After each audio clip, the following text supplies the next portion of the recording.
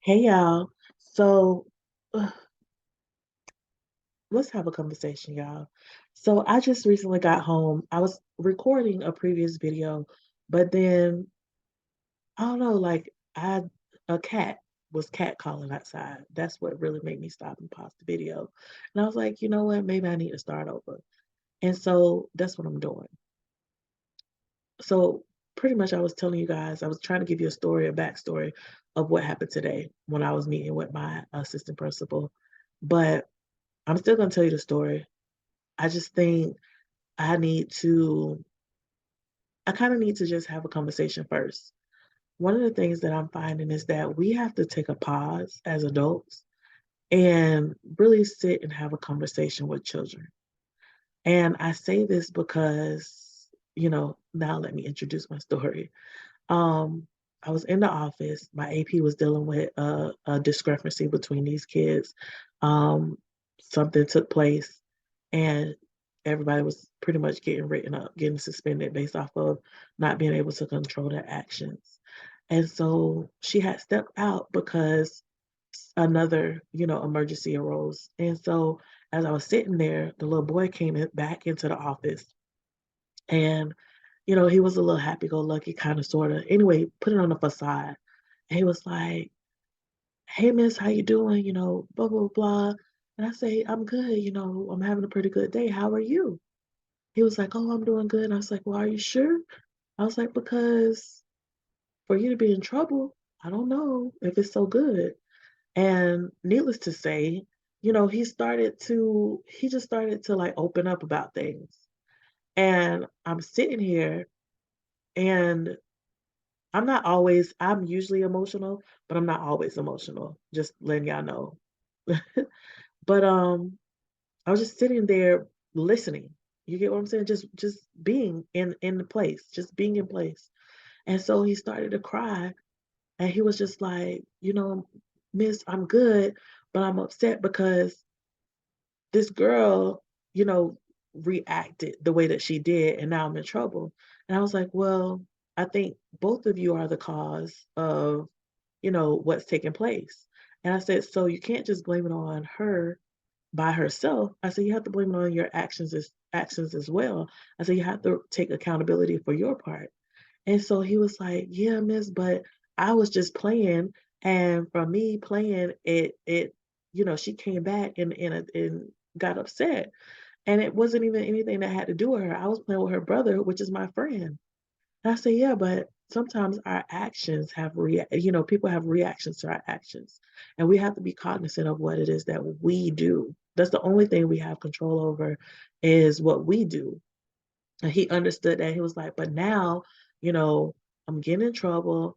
My mom's gonna go off on me. I'm sure, she's gonna call my dad. My dad's gonna say something, and my girlfriend, she's gonna be mad, and I just can't. I can't." He was just, that's when he started to really open up, and he was just like, you know, my dad, he was like, he's gonna be mad. He's gonna probably talk to me, or maybe not because he ignores me. He spends so much time with his girlfriend, and he doesn't make time for me. And what he does is very limited. And all I really wanted to do is just talk to him. And I'm not trying to have bad actions to um to really get attention from him that way. I'm not trying to be bad to get attention. I just want his attention. And I really felt what he was saying. I was like, "Oh man," but I didn't say anything. I just listened. And he was like, "And then my mom's boyfriend, he's gonna be, on top of me, ragging on me about stuff. And my mom's always yelling, and they're all always comparing me to my sister." And I was like, "Oh, okay." I was like, "Well, you know, how does that make you feel?" He was like, "Miss, I'm tired of being compared to someone else. I just want them to see me for me. They're not seeing me, and I feel like they just don't care." And I felt so sad for him. Like my heart is crying out for him. Even though I seem as though I don't have any emotions, I'm just listening at this point. And he was just like, "Well, my girlfriend, she's gonna be mad because she's gonna be like, well, why did you even do all of that?" And he was like, "Everybody's just gonna be so disappointed." And, you know, pretty much we had this small dialogue. And I mean, it was a matter of minutes. Like there may have been 10, 15 minutes, if that. And I was just asking him questions. I was like, "Well, when do you feel like you're being valued? Like, when do you feel like people are loving on you?" He was like, "It's when I'm with my friends. And this is why I do some of the things because when they see me, they flock to me because of this attention." And so I started to have that conversation with him and I was like, "Do you not feel as though your friends will appreciate you if you weren't getting in trouble?" He was like, "Well, I don't know.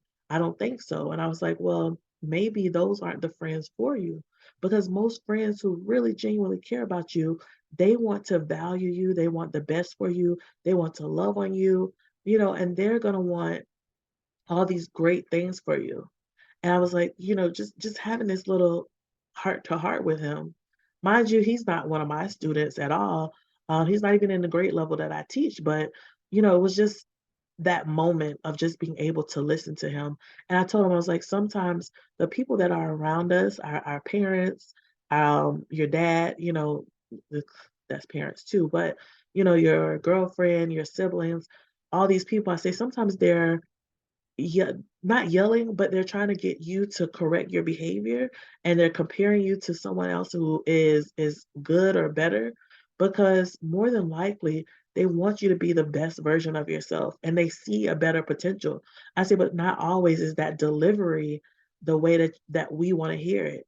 And, we just kinda had this conversation, and my AP walked in, and, he's got these tears, and he's trying to, get himself together, and she went to talk to him, but then she just kinda stopped and paused, and she was like, "I've never seen him like this."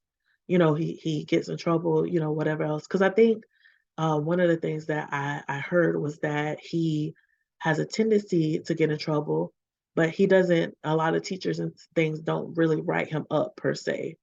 So when some of the kids, what they see is this bad behavior, and they're thinking he's always in trouble, and he's always getting written up, and yet the genuine him, the real him.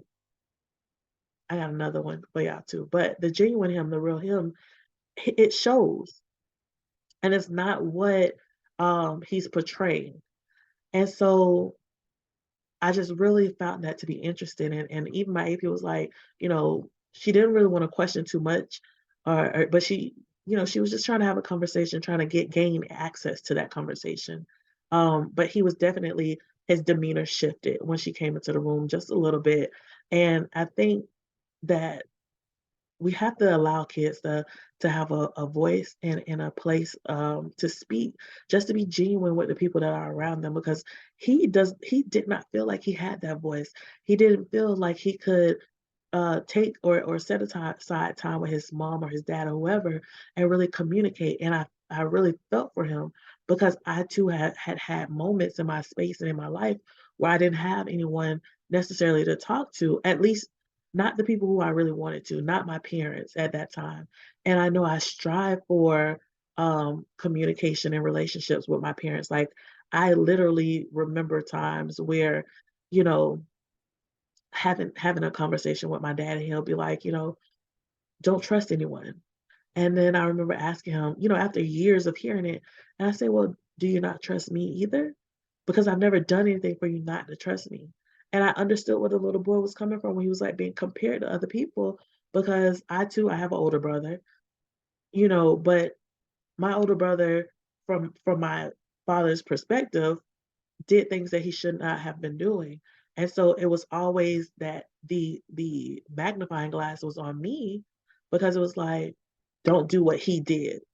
And I get that part where the little boy is like, he's talking about his sister, and he's like, she's always, I need you to do what she's doing. You get what I'm saying? Like she's always being the best, and I'm being compared to her, and I can't have space and opportunity to just be me, and people aren't looking at me for who I am and understanding what I have to offer. And so it was just a real eye-opening time. And it made me think just now when I was talking about it, about the conversation that, I and my group, Black Coffee, Honey, and Grits, was having this morning about counterfeit personalities. And I'm probably going to have a whole nother separate video about that in that room. But I feel that it was a great example of him, um, realizing or having a moment where he was seeing that he had this counterfeit personality, right? He had this moment that he was really able to tap into his true self and express his wants and his needs and how he felt about it. And the reason why I wanted to come back to this video and be more sincere and not so jovial, um, was because I think sometimes as adults, we need to hold space for children because we feel that their lives, they shouldn't be dealing with any drama or they shouldn't be dealing with adult-like content and context, but it happens. These children are going through some of the same, if not similar struggles that you're going through. Yes, they may not be working on a job, but they're having stress within school or they're trying to, you know, balance out that home life, school life, friendship situation. And what they're doing now is they're establishing their own source of standards, their own boundaries. They're establishing these ideas that will last them for a lifetime. And as parents, as adults, as aunts, uncles, whatever it is with those around us, we have to kind of, well, I can't tell you what you have to do. I realize that. But what I do is I try to make space for it. And I think the more that I try to make space and I don't even want to say try, I do. The more that I make space for these children and give them an opportunity to speak and voice their opinions and communicate with them, the more that I'm seeing that they are becoming more well-rounded individuals and they're truly having a space where they can express themselves freely. And I would definitely like to get to a point where I can work with parent and with child together and help them to build relationship, the relationship that they really want to foster with each other, because there is a small disconnect and a disbalance, a disjointed relationship that I'm seeing where, you know, we may have all experienced it where children aren't allowed to express themselves to parents or parents are so busy that they forget what it was like to be a child. And so I think that in between is very important, um, to pause and make space and hold space for as we develop in life because even as adults we're still developing and we're still coming into our own understanding of self, and this is a great time to help these younger adults, because that's really what they are, also choose their way of dealing with things and in developing. But you guys, I think I'm just gonna leave it there. Um, Message overall: hold space for yourself, and then teach others how to hold space for themselves and express themselves. So I hope you guys have a great night. Again, I am Jamaica Anderson, and I love you. Like, subscribe, share the video. See you.